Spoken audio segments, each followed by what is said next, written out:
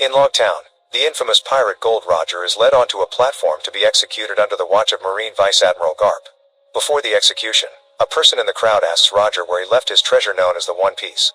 Roger replies that he left it for someone to find it right before he gets stabbed by the executioners. The crowd rushes away to start searching while Roger laughs, marking the beginning of the Great Pirate Era. 22 years later, Luffy is in a small dinghy boat, telling a bird about his dream to find the One Piece, sail the Grand Line, and become king of the pirates. Unfortunately, the boat is quickly getting flooded, so Luffy gets inside a barrel that drifts away after the boat sinks. The barrel eventually floats in the middle of two ships going through a naval battle. A group of pirates led by Captain Alvida is attacking a passenger boat, and in the middle of the fight, Luffy's barrel is recovered and brought aboard. The passengers aren't ready for a fight, and after a few quick moves, Alvida's crew easily takes over. Then Alvida demands to know the location of the bounty hunter Zoro, who she believes is after her bounty. A passenger reveals that they took Zoro to Sixus Island, but Alvida's wasn't on Zoro's list. This enrages Alvida, who immediately kills the man and orders cabin boy Kobe to clean up. Later in the evening, Kobe is cleaning below deck when suddenly Luffy bursts out of his barrel. Kobe screams in fright, forcing Luffy to silence him. After learning about the Alvida pirates, Luffy reveals that he's a pirate as well, which surprises Kobe because Luffy is nice. Luffy says that not all pirates are violent and tells him a story from his childhood. Luffy grew up in Windmill Village, which was often visited by the red-hair pirates and their captain Shanks, who Luffy looked up to. Luffy wanted to join them, but Shanks kept turning him down. Luffy tried to prove his toughness, but that only gave him a scar under his eye. Once everyone is sleeping, the duo sneaks above deck and goes up to the helm where Luffy grabs an oar, but swinging it accidentally hits a bell and wakes up the crew. Alvida confronts Luffy, thinking he's a bounty hunter, but Luffy insults her and causes her to attack them in rage. The rest of Alvida's crew jumps into battle as well, and one of them shoots Luffy, only for his body to absorb the bullet and throw it back. Luffy then reveals that his superpower is a body made of rubber, and he uses it to dodge all the pirates' attacks while easily winning the fight. In the struggle, a raging Alvida accidentally sets the ship on fire and blames Kobe, so she tries to kill him. However, Luffy takes the blow with his head before stretching his arm far back and snapping it toward Alvida, sending her overboard. Her crew immediately surrenders, and Luffy tells Kobe to get a boat and rations so they can leave.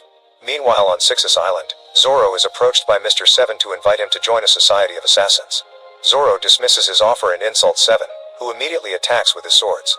Zoro defends himself with his own swords and his great skill, making it easy for him to cut Seven at the waist, killing him. The next day, Luffy and Kobe are sailing on a small boat, and Kobe asks how Luffy's body can stretch. Luffy explains that 10 years ago, he was with the red-hair pirates at a bar and decided to check their treasure chests. He found a small box with an unusual fruit inside and didn't hesitate to eat it. At that moment, Bandit Higuma and his gang came into the bar and demanded drinks, but the bartender informed them that she was sold out.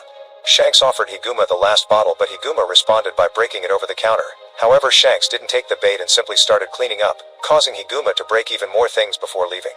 Luffy called Shanks a coward for not fighting back, and when he tried to storm out of the bar, Shanks grabbed him by the arm.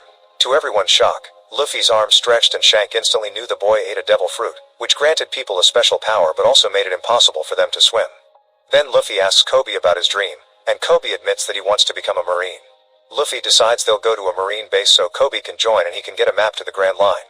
Not far from there, Nami is stuck on a boat with nothing but a treasure chest and is approached by two pirates.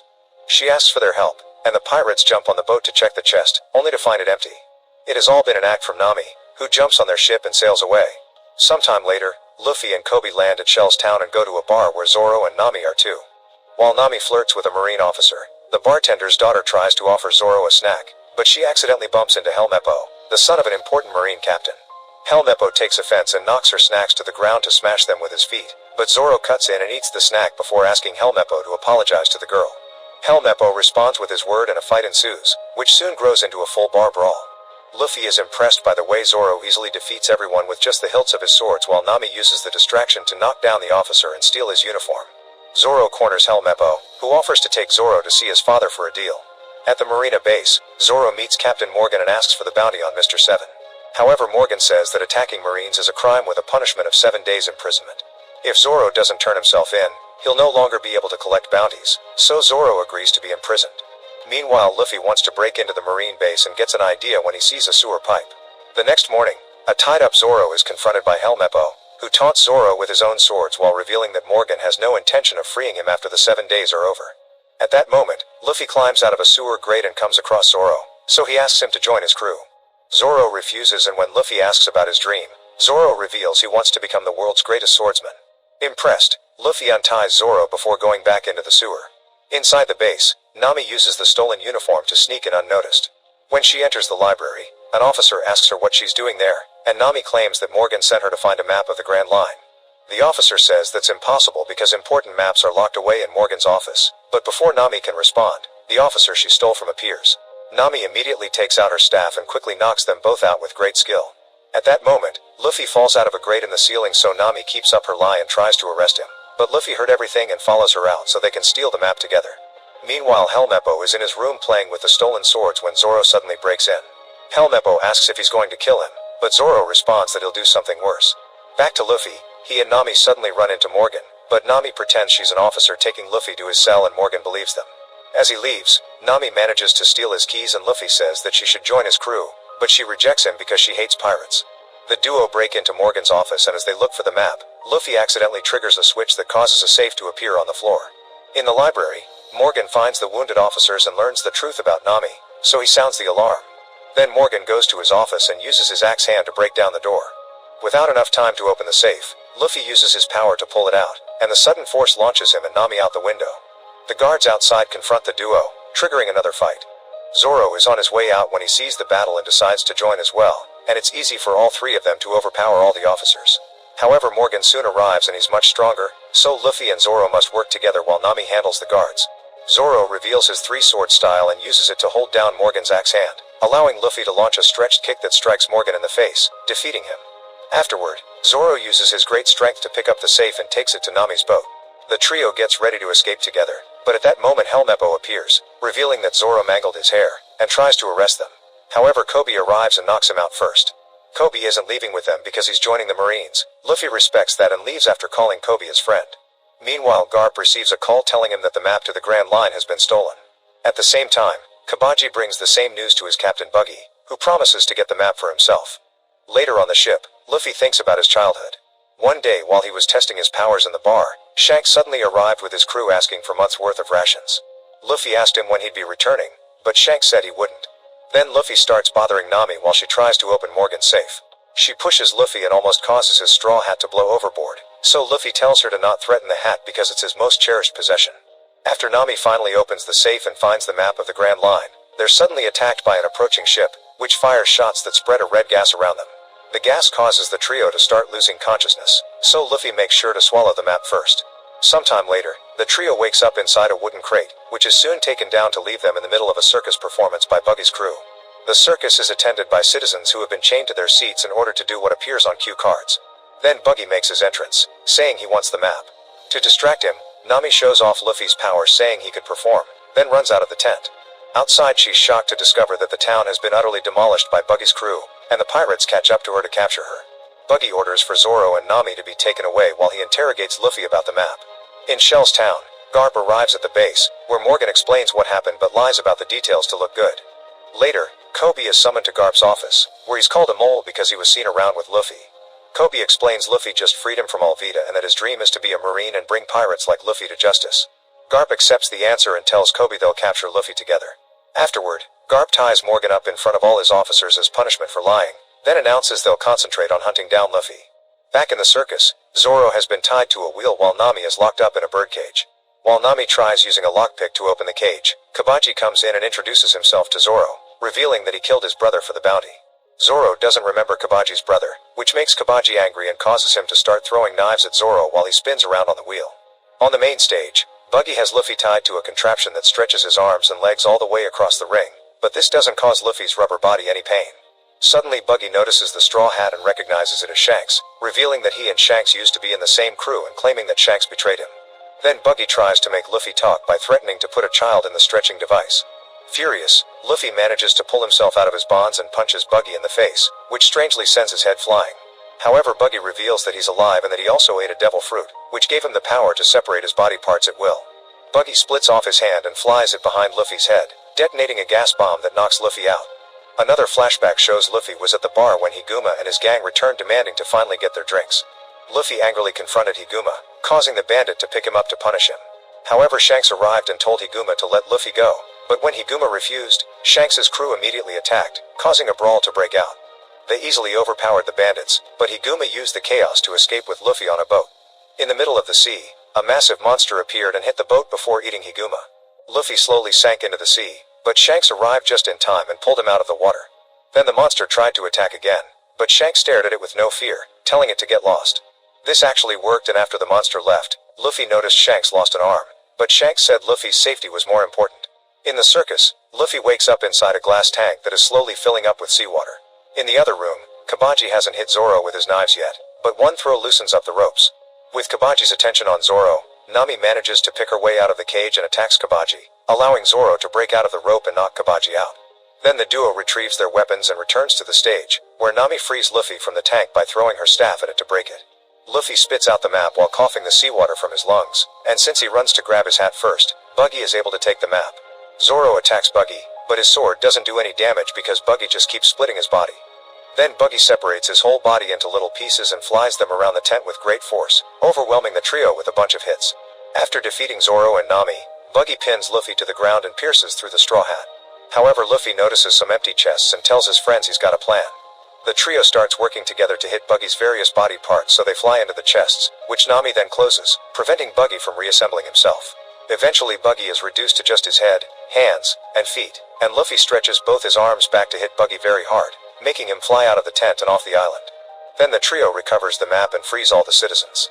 Afterward they get ready to leave, and when the locals say goodbye to them, Luffy remembers the last time he saw Shanks. Before Shanks left, Luffy told him he finally accepted he wasn't ready to be a pirate yet, but one day he would be the best. Shanks gave Luffy his straw hat, telling him he could return it once he had become strong. Later on the ship, Nami fixes Luffy's hat before hiding in the cabin, where she pulls out a small device that she uses to call a mysterious person to tell them she's got the map. Sometime later, Luffy reveals he made a pirate flag for the ship, but Nami hates it. Then Zoro comes out of the cabin and says that the hidden compartment under the floorboards, which he mistook for a toilet, is taking on seawater. Nami races to check on her things and discovers her device is now broken. Luffy decides they should get a better ship, and Nami informs him the closest place for that is the Gecko Islands. Meanwhile, Garp invites Kobe to his cabin again to play Go. Kobe loses the first game, causing Garp to say he's too defensive and put up a timer to make Kobe react faster, explaining that's how pirates think. Suddenly Helmeppo comes in and reveals that they found Luffy's flag near the Gecko Islands, so Garp makes plans to head there. Back in the circus, Buggy is working on restoring his body when a mysterious fish person approaches him, saying that Arlong wishes to see Buggy. When Buggy responds by attacking him with a knife, the guy dodges it and punches Buggy to knock him out. Later, Buggy is brought to see Arlong, who demands tribute. Having nothing, Buggy tells Arlong about Luffy and the map, offering his connections to catch him, which Arlong accepts. When the trio arrives at the Gecko Islands, they immediately go to the shipyard, where Luffy instantly falls in love with a huge ship. Suddenly Usopp emerges to tell the trio about it, while a flashback shows that since he was a kid, Usopp would ring the bell and run down the streets shouting that pirates are coming to the village. Years ago this caused panic, but eventually the villagers realized he lied and stopped paying attention to him. Usopp tells the trio that the ship isn't for sale, but the whole shipyard is owned by a friend of his, so he takes them to meet her.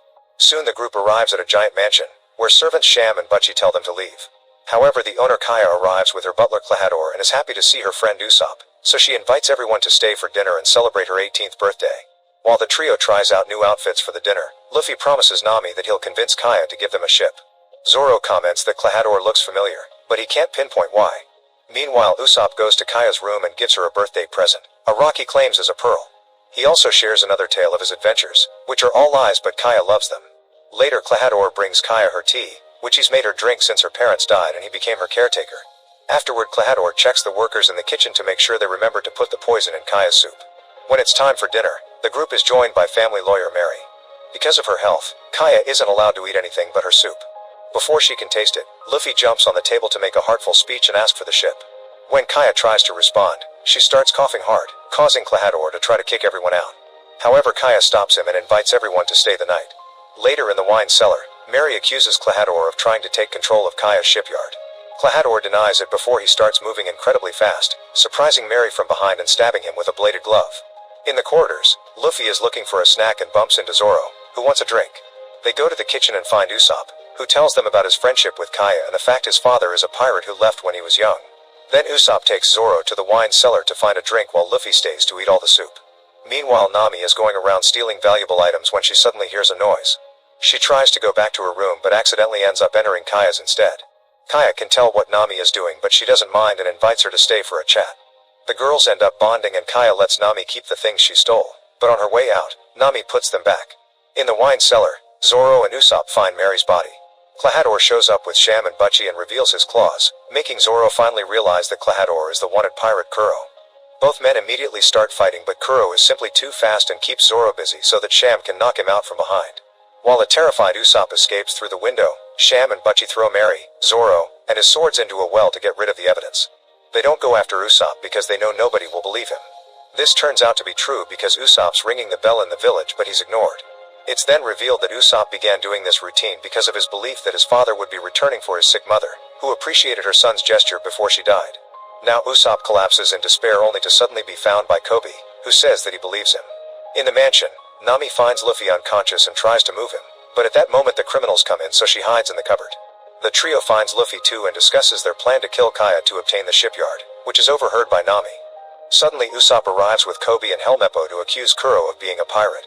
Kobe can't arrest Kuro without evidence, so Kuro hands Luffy to them to make them leave. Nami uses this chance to come out of the cupboard and knock Sham out before escaping. Seconds later, Kuro and Butchie find Sham in the kitchen, who tells them about Nami. Suddenly midnight finally strikes, and since Kaya is now of age, so Kuro announces it's time to finally kill her. Meanwhile Usopp sneaks into Kaya's bedroom to warn her about Kuro, but she doesn't believe him. Then Nami arrives to prove Usopp's story, explaining Kaya isn't actually sick and it was Kuro's tea that caused it. At that moment, Kuro places the house on security lockdown before the trio goes out to hunt Kaya. This finally makes her believe the story. Usopp, Nami, and Kaya escape through hidden tunnels in the hallways, which is overheard by Kuro. He tries to stab them through the walls, but they dodge the attacks and run away to hide in an old abandoned room. There's another switch here that they try to use to undo the lockdown. This causes the lights to flicker and Kuro guesses their location. Back in the well, Zoro wakes up and begins remembering his childhood. As a trainee at Shimotsuki village, he was able to defeat all the other students except for the master's daughter Quina. A frustrated Zoro challenged Quina to a duel with real blades, but after a very fierce fight, he was defeated again even if he was using two swords. Then he made a promise with her to train harder so eventually one of them would become the world's greatest swordsman.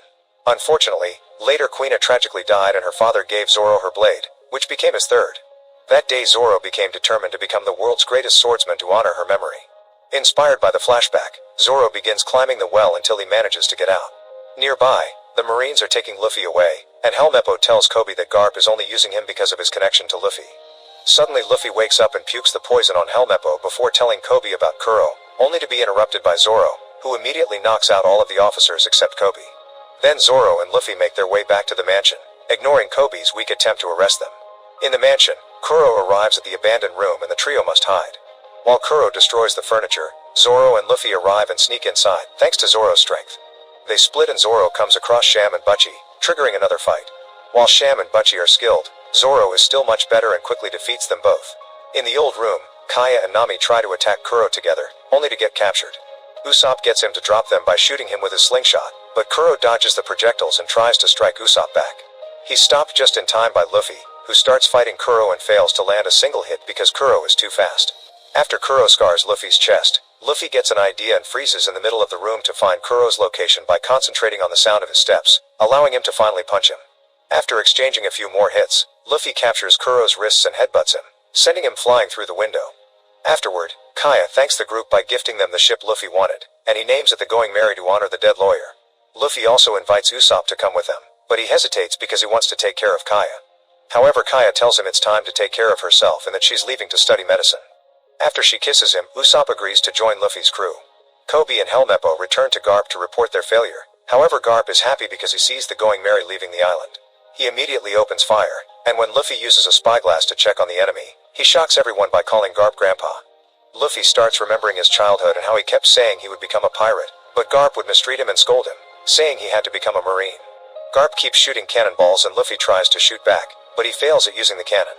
Garp tells them to surrender, and when Luffy refuses, Garp throws a cannonball with his own hands, only for Luffy to deflect it with his powers.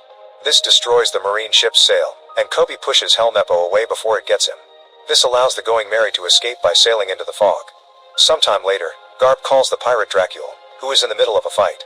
Garp hires Dracule to hunt down Luffy, and Dracule accepts while defeating his enemies and cutting a ship in half. The enemy leader tries to shoot Dracule, but he cuts down the projectiles with his sword and quickly kills him. Garp's conversation is overheard by Corby, who asks Helmeppo about it. Helmeppo explains Dracule is one of the 7 warlords of the sea, who are pirates too powerful for the Marines to defeat, so they keep them close as useful allies. The warlords do dirty deeds for the Marines in secret, and in return their illegal deeds are ignored. Corby is against these strange morals and goes to talk to Garp about it, but Garp just tells him the world is unfair and Corby must learn to live with that. Meanwhile, Luffy smells food and tells Nami to sail in that direction, eventually finding a seagoing restaurant. While they get a table, in the kitchen Sanji is making a very fancy dish. However, the owner Zeph reminds him they don't do fancy here and sends Sanji to serve tables. On the main floor, two customers are having a fight, so Sanji quickly makes them stop by using his martial arts moves, which impresses Luffy. Sanji takes the group's order and soon they're eating great quantities of food, but Luffy is unable to pay the bill, so Zeph orders him to work as a chore boy for 1 year to pay off his debt. Luffy goes to the kitchen to start washing dishes and takes a taste of Sanji's dish. Meanwhile, Nami is tired of playing nice crew and makes a deal with a sailor to leave alone. Later during Sanji's break, Luffy tells him he loved his dish and asks him about his dream. Sanji explains he wants to find All Blue, the mythical ocean where the 4 seas of the world meet, because he can find rare ingredients there. At that moment, the only survivor from Dracula's attack arrives in a bad condition and Sanji immediately feeds him even if he knows Zeph wouldn't approve because the man can't pay. Luffy is impressed again and invites Sanji to join his crew, but he turns him down because he owes Zeph. Soon Dracula also arrives at the restaurant and begins asking about Luffy. Recognizing him as the world's greatest swordsman, Zoro challenges Dracula to a duel at dawn. Meanwhile in the kitchen, Luffy calls Zeph out because he won't let Sanji have his dream and tells him Sanji fed the lost man, which impresses Zeph. The next morning, Nami steals the map and goes to meet the sailor, but she changes her mind and rejoins the others. The group then meets Dracula and the duel starts, but Dracula thinks Zoro is weak and starts fighting with only a small dagger, blocking all of his attacks. However, he's impressed by Zoro's strong will and takes out his actual sword, defeating Zoro in seconds and leaving him gravely wounded. Fascinated by the group, Dracula decides not to capture them and leaves. The group brings an unconscious Zoro inside the restaurant and Luffy asks for a doctor, but Zeph volunteers to treat the wound himself using his cooking skills. Meanwhile, Dracula meets with Garp and tells him he let Luffy go before reminding him he's the one in control, which is overheard by Kobe. After Dracula leaves, a furious Garp destroys his office. In the restaurant, Luffy asks Sanji how he met Zeph. It turns out Zeph used to be a pirate, and his crew attacked the ship where young Sanji was working as a cook. Zeph entered the kitchen and Sanji tried to stop him from touching the food, but at that moment, a huge wave sank the ship.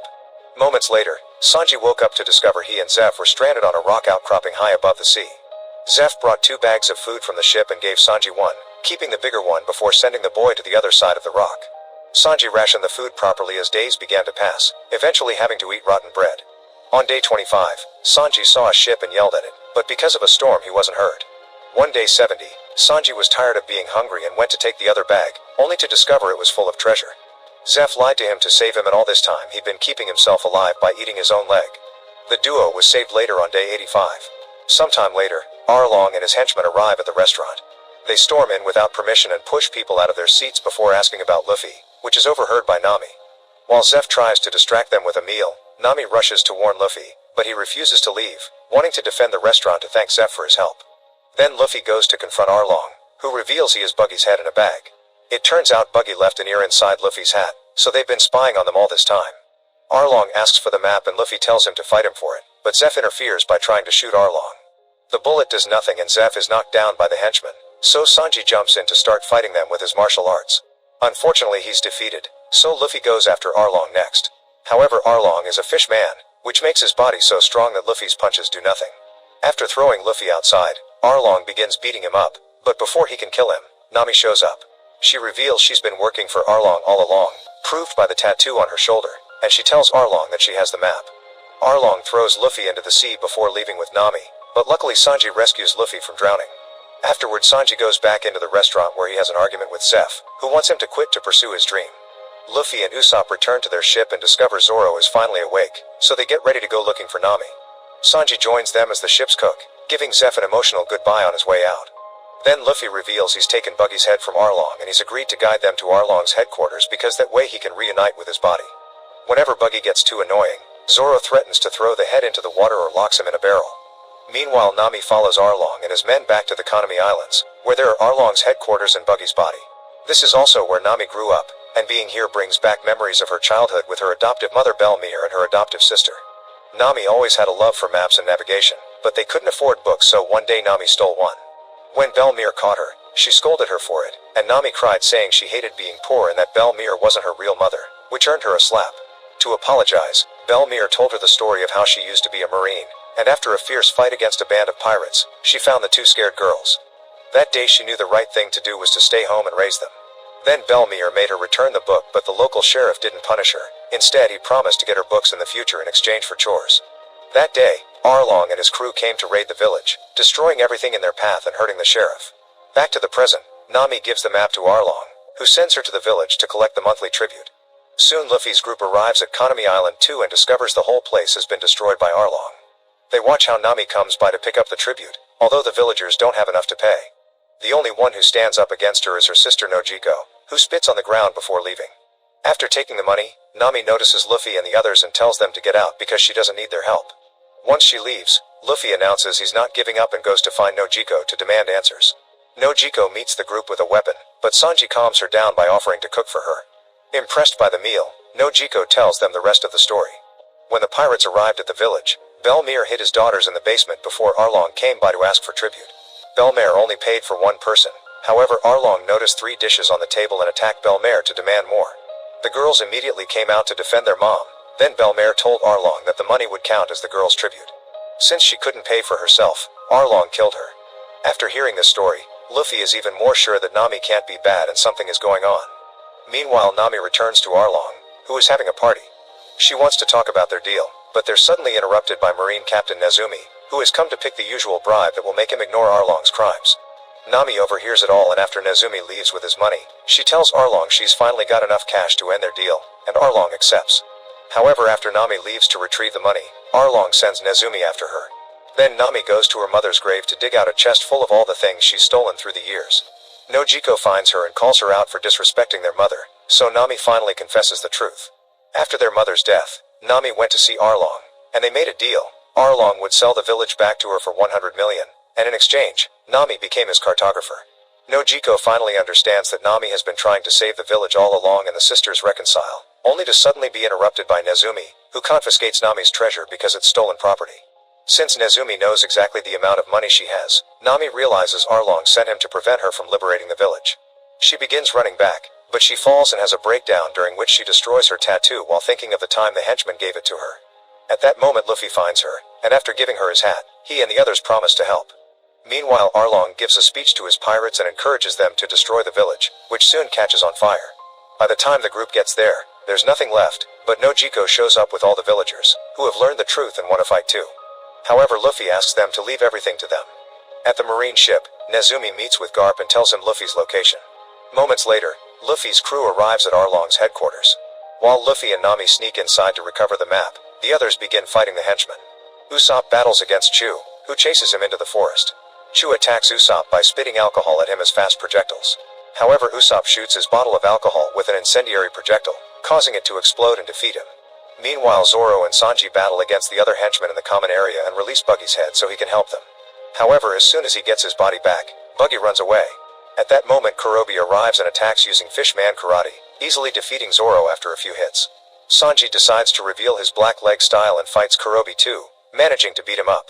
Inside, Luffy and Nami find the map, only to be confronted by Arlong, who lands his blade on Luffy's shoulder. Luffy immediately breaks it and tells Nami to get out so he can start fighting Arlong. Luffy manages to punch his mouth, but Arlong's teeth instantly grow again. Like last time, Luffy's punches aren't strong enough to hurt Arlong, so he decides to start destroying the building instead. As the walls start to crumble, Luffy attacks Arlong with a few punches and then uses a technique to drag him through several floors, causing the building to collapse. The group outside is worried about Luffy, but he soon emerges from the debris announcing his victory. In the evening, the village has a party to celebrate their freedom. The party is suddenly interrupted by the Marines and Garp orders them to arrest Luffy's group.